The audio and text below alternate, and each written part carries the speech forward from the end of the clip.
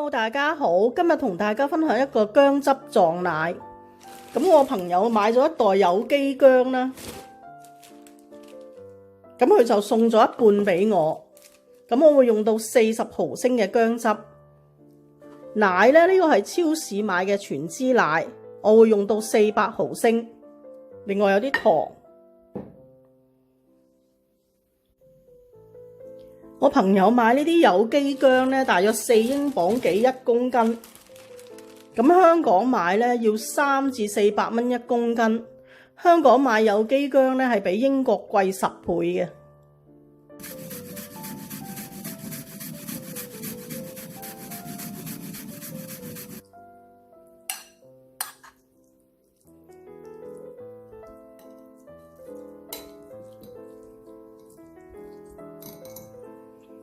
呢啲薑渣咧可以留返去煮餸，或者整食雞嘅薑蓉都得。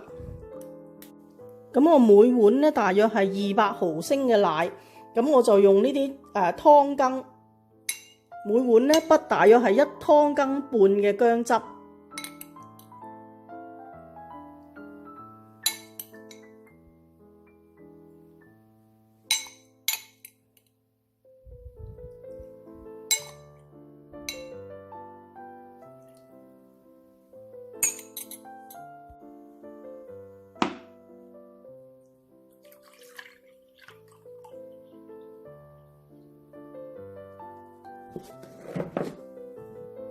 呢度400毫升嘅奶，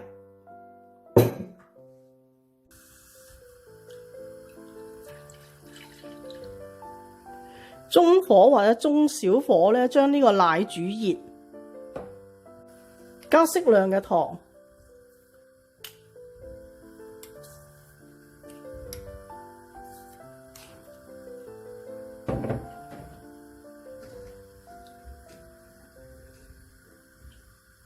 呢個奶咧係唔需要煮滾嘅，煮到80度左右就得㗎喇。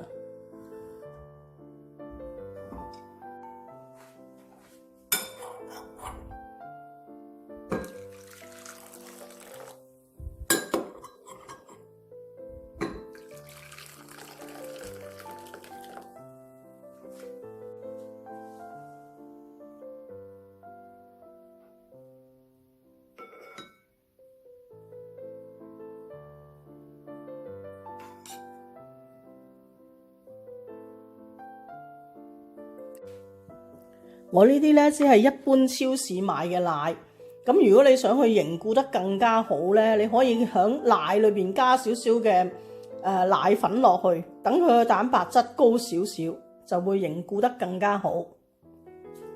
我老公專登去超市咧買一隻高蛋白嘅鮮奶，叫我再整一次俾佢。